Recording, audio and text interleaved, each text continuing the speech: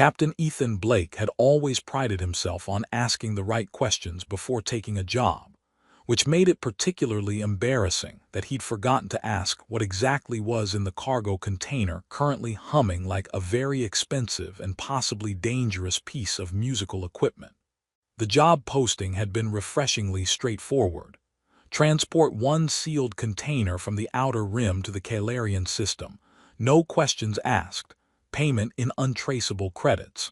In retrospect, the phrase "no questions asked" should have been his first clue that someone was about to ask him to do something spectacularly stupid.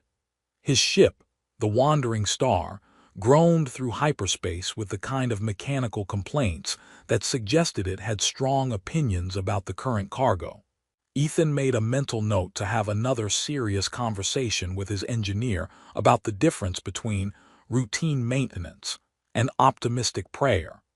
Though given that his engineer was a vending machine that dispensed both spare parts and questionable coffee, the conversation was likely to be one-sided.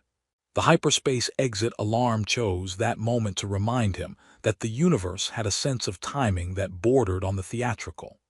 Dropping back into normal space near Calaria Prime should have been routine, but the sight that greeted him through the cockpit viewport suggested that someone had redecorated the entire star system with military hardware and aggressive intent. "Well, that's new," he muttered, watching as patrol ships swarmed through the space lanes like angry insects protecting a disturbed nest. His comm system exploded into life with traffic control chatter that ranged from official-sounding bureaucracy to what appeared to be barely controlled panic, none of which sounded particularly welcoming to freelance cargo haulers with mysterious packages. The cargo containers humming intensified, and Ethan felt a sudden certainty that whatever was inside had strong opinions about the current military situation. Before he could investigate further, his proximity alarms began screaming with the kind of enthusiasm that suggested imminent death by military-grade weapons fire. 3 Calarian interceptors materialized from stealth fields like sharks emerging from dark water, their sleek hulls bristling with enough firepower to turn the Wandering Star into an expanding cloud of regret and scrap metal. Ethan's hands moved across his control panels with practiced efficiency. Years of dodging trouble in questionable cargo runs finally paying dividends in a situation where failure meant considerably more than just late payment penalties.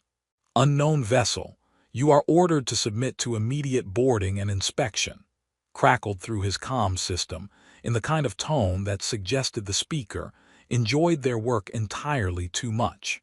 "Failure to comply will result in your conversion into cosmic debris." "Well, that's refreshingly honest," Ethan replied, throwing the Wandering Star into an evasive pattern that would have been impressive if it wasn't completely futile against military-grade targeting systems. "Though I have to say, your hospitality ratings are going to suffer in the travel reviews." The cargo container's humming reached a crescendo that made his teeth ache, and suddenly, the sealed door hissed open with the kind of dramatic timing that suggested the universe was either helping him or setting him up for an elaborate practical joke. What emerged was not the smuggled weapons, exotic drugs, or stolen artifacts he'd been expecting, but a young woman whose silver-blue skin and elegantly pointed ears marked her as Calarian nobility. She moved with fluid grace despite the ship's violent maneuvering, her violet eyes taking in their situation with the kind of calm assessment that suggested she'd been expecting military pursuit. Her clothing was torn and stained, but something in her bearing spoke of royal breeding and the kind of education that included courses on maintaining dignity while everything around you exploded. "Captain Blake, I presume," she said, her voice carrying the kind of cultured accent that came from growing up in palaces while learning 17 languages and proper etiquette for dining with hostile aliens. "I apologize for the deception, but circumstances required creative transportation arrangements." Ethan yanked the ship through a barrel roll that probably voided several warranty agreements while staring at his unexpected passenger. "Lady, I don't know who you are, but You've got some very dedicated fans out there, and they're expressing their appreciation with military-grade enthusiasm." "Princess Nyxara Velthara," she replied, settling into his co-pilot seat with the practiced ease of someone accustomed to crisis situations. "Rightful heir to the Kalarian throne, current fugitive from a military coup, and your best hope of surviving the next 10 minutes if you're willing to listen to someone who actually knows how to outrun Imperial interceptors." The ship shuddered as energy weapons bracketed their position, painting the cockpit in flashes of blue light that would have been beautiful if they weren't indicators of imminent vaporization. Ethan found himself grinning despite their circumstances, recognizing the particular brand of chaos that came from getting involved with people whose problems were too big for normal solutions. "Your Highness," he said, throwing the ship into another impossible maneuver while his passenger remained serenely composed, "I have to say, your travel arrangements leave something to be desired. Next time you're fleeing a military coup, maybe consider booking passage on something with actual armor plating." Princess Nyxara's laugh carried the kind of musical quality that made him understand why people wrote poetry about alien royalty, though the effect was somewhat diminished by the proximity alarm's screaming warnings about incoming missile locks. "Captain, if there is a next time, I promise to give you more advance notice. However, at the moment, I suggest you trust my navigation skills unless you prefer to become a cautionary tale about pilots who ask too many questions." She leaned forward to access his navigation console with the confidence of someone who'd been trained in starship operations, alongside diplomatic protocol, and whatever other skills they taught princesses in preparation for eventual galaxy-ruling careers. Her fingers danced across the controls with practiced precision, plotting a course that took them diving toward the system's asteroid belt with the kind of reckless abandon that suggested she'd inherited more than just royal bloodlines. "Follow my lead, Captain," she said, her violet eyes reflecting the glow of weapons fire as their pursuers closed the distance. "And try to keep us alive long enough for me to explain why half the Kalarian military wants me dead, while the other half wants me married to my psychotic uncle." Ethan decided that cargo runs were definitely getting more interesting than his insurance policy covered, but found himself following her navigation instructions with the kind of faith typically reserved for emergency landings and desperate gambling. The wandering star plunged into the asteroid field like a meteor with a death wish, while behind them, the Imperial interceptors proved that dedicated pursuit was apparently a course requirement in military flight school. 7 years of moisture farming on Serenity Prime had taught Ethan Blake that the universe's sense of humor was both persistent and generally terrible, but he'd never expected it to extend to his atmospheric processors, developing what could only be described as mechanical depression. The condensation units wheezed through their cycles with all the enthusiasm of tired bureaucrats processing paperwork, while the purification filters made sound that suggested they were composing very sad songs about the futility of extracting water from desert air. "Chip," he called to his maintenance droid, which was currently engaged in what appeared to be an interpretive dance routine around a malfunctioning humidity sensor.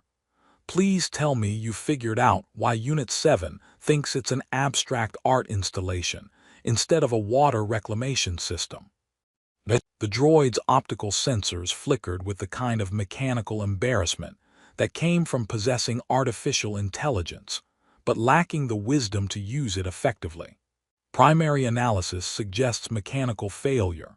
Secondary analysis indicates existential crisis.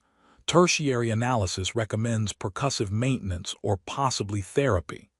Chip replied in its perpetually cheerful voice that somehow made every situation sound like a wonderful adventure in systemic breakdown. Ethan wiped sweat from his forehead with the back of his hand, leaving a streak of red dust that made him look like he'd been wrestling with the planet itself.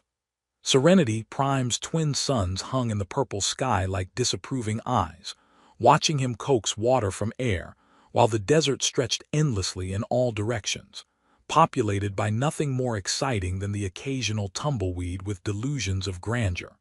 The homestead he'd built from salvaged ship parts and stubborn determination squatted against the dunes like a metallic oasis. Its solar collectors and communication arrays the only signs of technology for kilometers in any direction. His nearest neighbor, Murphy O'Connell, lived 15 kilometers away and grew vegetables so aggressively ordinary that they seemed to offend the very concept of genetic diversity. "Another thrilling day in paradise," Ethan muttered, kicking a wrench across the sand with enough force to send it skittering toward the horizon. The tool landed next to his weather monitoring station, which had been predicting continued existence of sand for the past 3 years with unwavering accuracy. The crystalline communicator sat in his bedside drawer like a sleeping promise, its surface dark and silent as it had been since the day Princess Nyxara had pressed it into his hands with words about calling when the time was right.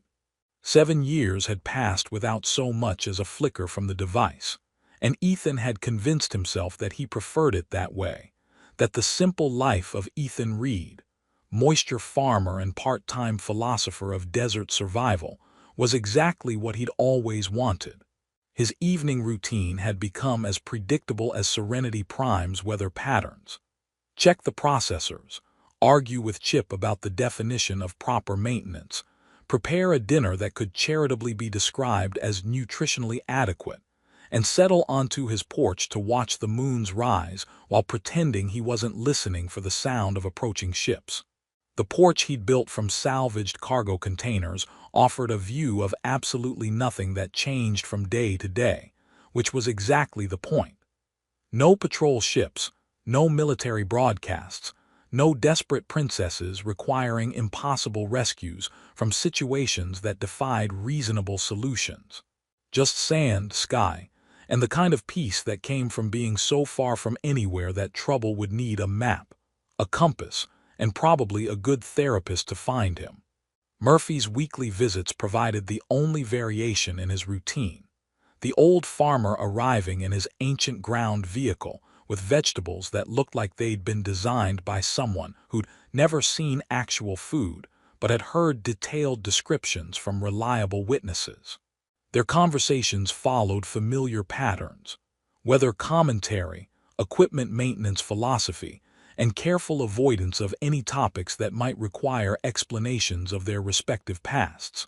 "Reed, you ever think about getting yourself some proper neighbors?" Murphy had asked during his last visit, settling into the spare chair with a grunt that suggested his bones had been personally offended by the planet's gravity. "Maybe finding yourself a nice woman to share all this scenic nothing with." Ethan had laughed, the sound carrying across the desert like an echo from a different life. "Murphy, I've had enough adventure to last several lifetimes. These days, I'm more interested in the kind of excitement that comes from successfully extracting water from air without everything exploding." But late at night, when Serenity Prime's moons painted the dunes in silver light, and the desert wind carried sounds that might have been memories, Ethan sometimes found himself thinking about violet eyes and silver blue skin, about a princess who'd navigated them through asteroid fields while discussing the political ramifications of royal succession, with the casual expertise of someone born to command star systems.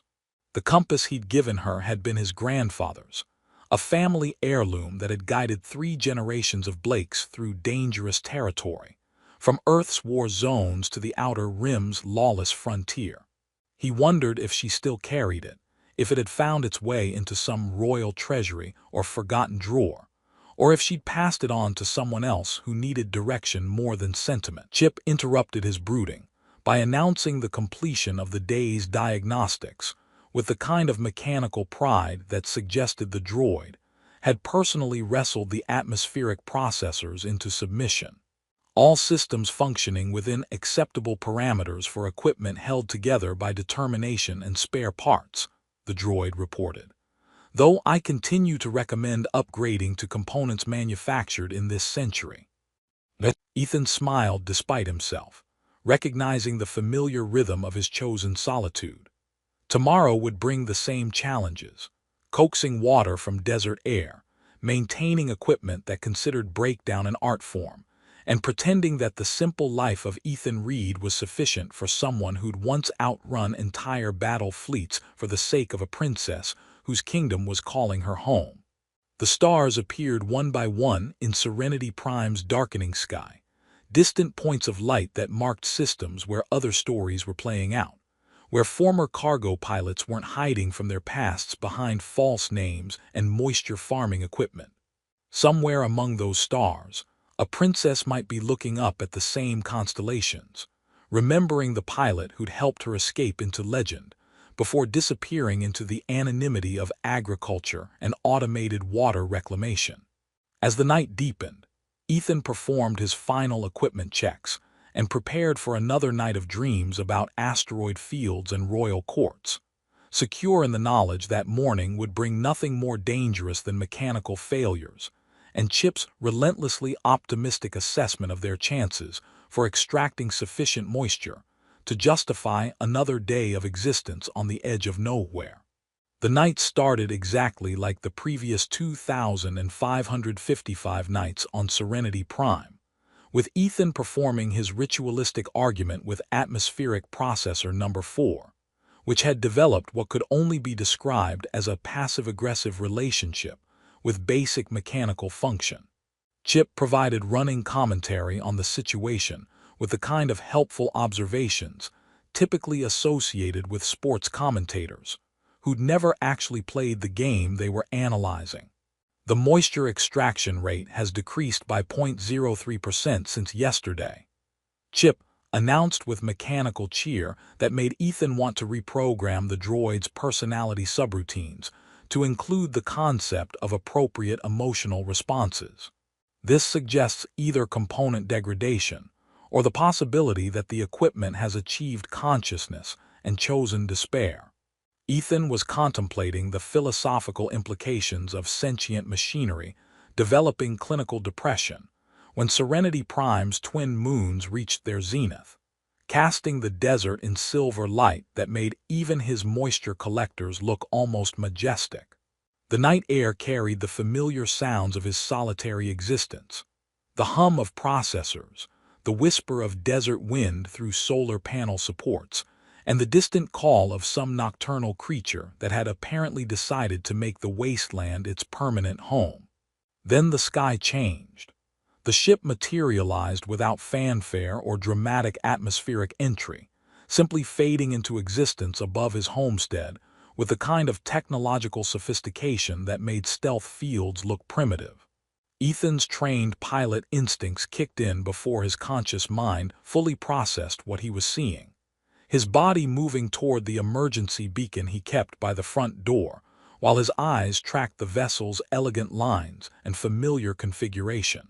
Kalarian design, civilian class, but with military-grade modifications that spoke of royal prerogatives and unlimited funding.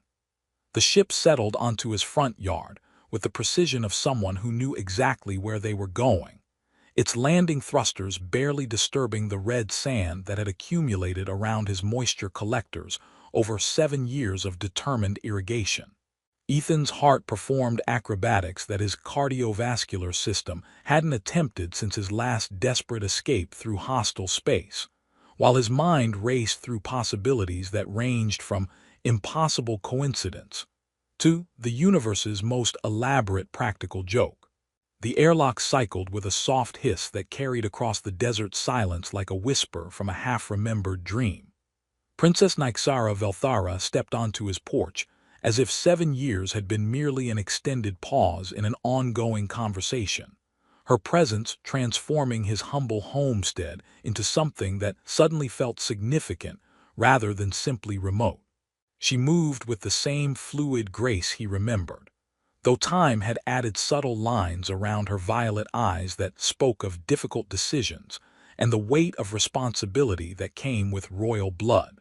Her silver-blue skin seemed to capture the moonlight and reflect it back in patterns that made her appear almost luminous against the desert backdrop, while her clothing managed the impossible feat of looking both practical for travel and unmistakably regal.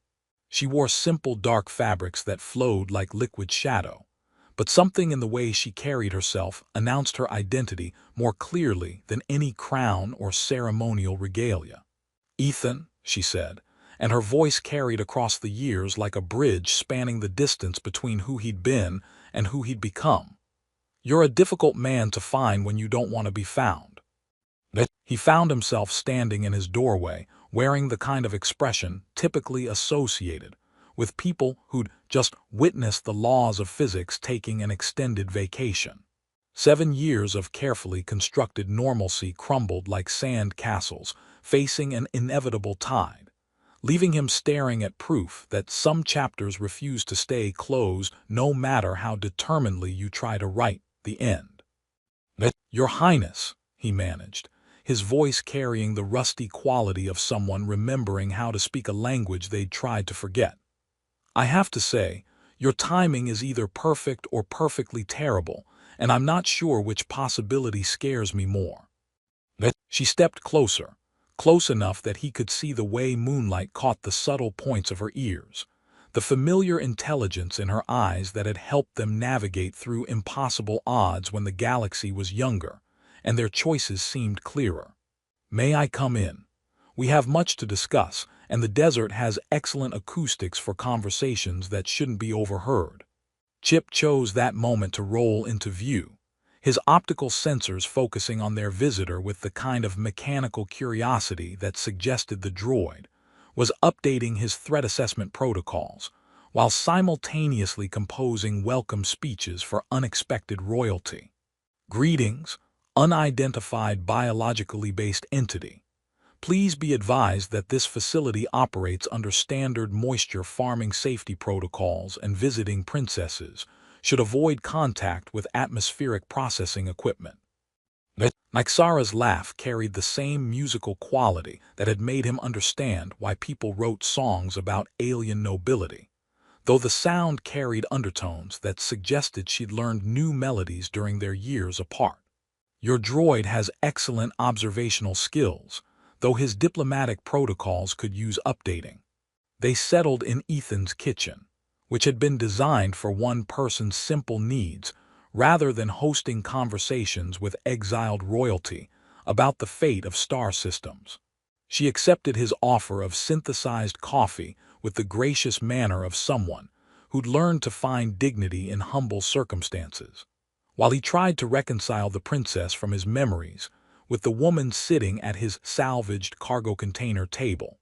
"It's time to come home," she said, the words falling into the desert silence with the weight of stones dropped into still water. "The coup has failed, my uncle is dead, and my people are calling for their queen. But I need someone I can trust absolutely, someone who understands both the galaxy's dangers and the price of choosing duty over desire." Ethan stared into his coffee, as if the synthetic liquid might contain answers to questions he'd spent 7 years avoiding. "Nyxara, I'm a moisture farmer now. I grow water from air and argue with malfunctioning equipment for a living. Royal courts and galactic politics are part of a life I left behind when I decided that anonymity was safer than adventure." She reached across the table, her fingers touching the back of his hand with the kind of gentle contact that carried 7 years of unspoken words. "Ethan Blake never really disappeared, did he? He just built himself a very convincing disguise out of atmospheric processors and red sand. But the man who flew through asteroid fields to save a stranger is still in there, and that's the man I need beside me when I reclaim my throne." Outside, Serenity Prime's moons continued their eternal dance across the star-filled sky, while inside a converted shipping container that served as home to a former pilot turned farmer, the past and present collided with the force of destiny, finally deciding to collect on long-overdue debts. The crystalline communicator in his drawer remained silent, but its message had finally arrived in person, carried by a princess whose kingdom was calling her home, and who refused to answer that call alone. The desert wind whispered through the solar collectors with sounds that might have been approval or warning, while Chip maintained his vigil over the atmospheric processors, blissfully unaware that his quiet existence was about to be disrupted by the kind of adventure that made moisture farming seem like the most peaceful profession in the galaxy. The conversation that followed would have challenged the diplomatic protocols of three-star systems, and probably violated several interspecies treaties regarding the proper way to discuss overthrowing governments while drinking coffee that could charitably be described as technically consumable. Princess Nyxara, Queen Nyxara, he reminded himself, though she wore the title with the casual grace of someone who'd grown into power rather than inherited it, outlined a political situation that made asteroid fields seem like relaxing vacation destinations. The Regency Council has maintained order since my uncle's death, she explained, her violet eyes reflecting the soft glow from his kitchen's emergency lighting. But they're politicians, not leaders. 3 separate noble houses are maneuvering for position. The military is split between loyalty and opportunism, and off-world corporations are circling like scavengers at a crash site.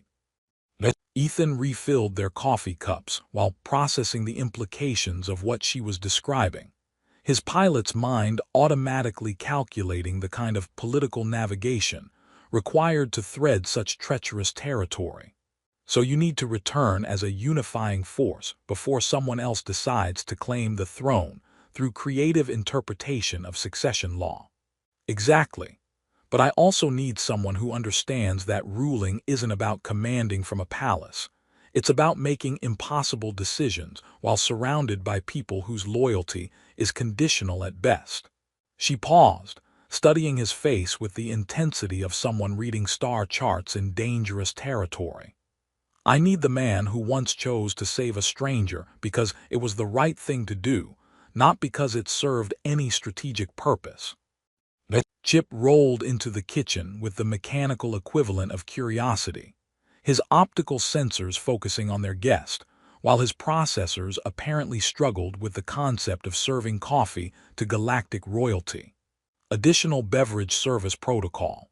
Should visiting monarchs be addressed as Your Majesty or temporarily displaced head of state? My diplomatic subroutines are experiencing cascading uncertainties. Chip, Ethan said with the patient tone of someone who'd spent years explaining basic social concepts to artificial intelligence. Just call her, Your Highness, and try not to analyze the political ramifications of every conversation. The droid's optical array flickered with what passed for mechanical embarrassment. Acknowledged, though I should note that my threat assessment protocols are having difficulty categorizing a situation where royal visitors discuss regime change while consuming beverages of questionable nutritional value. As dawn approached, painting Serenity Prime's eastern horizon in shades of gold and crimson that made even the desert look majestic, their conversation evolved from political strategy to something more personal. Nyxara spoke of the loneliness that came with royal responsibility, of making decisions that affected millions while surrounded by advisors whose loyalty was often measured in quarterly reports, rather than genuine concern for her well-being. I've learned to read political situations like you read stellar navigation charts, she said, her voice carrying the weight of someone who discovered that power was often indistinguishable from elaborate forms of isolation. But I never learned how to trust my own heart when duty and desire point in different directions. Ethan found himself thinking about the compass he'd given her, wondering if she'd carried it through 7 years of political maneuvering and diplomatic necessity.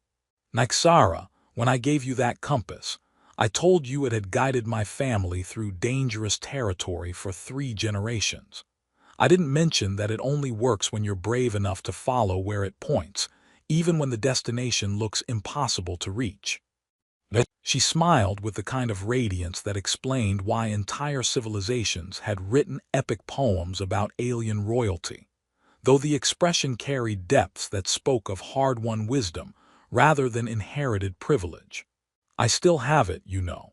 It's been sitting on my desk through every difficult decision, every moment when I wondered if I was choosing the right path or simply the path that seemed least likely to end in disaster. Outside, Serenity Prime's twin suns began their daily climb toward zenith, while inside his converted shipping container home, Ethan Blake faced the choice between the safety of his constructed identity and the dangerous pull of unfinished destiny.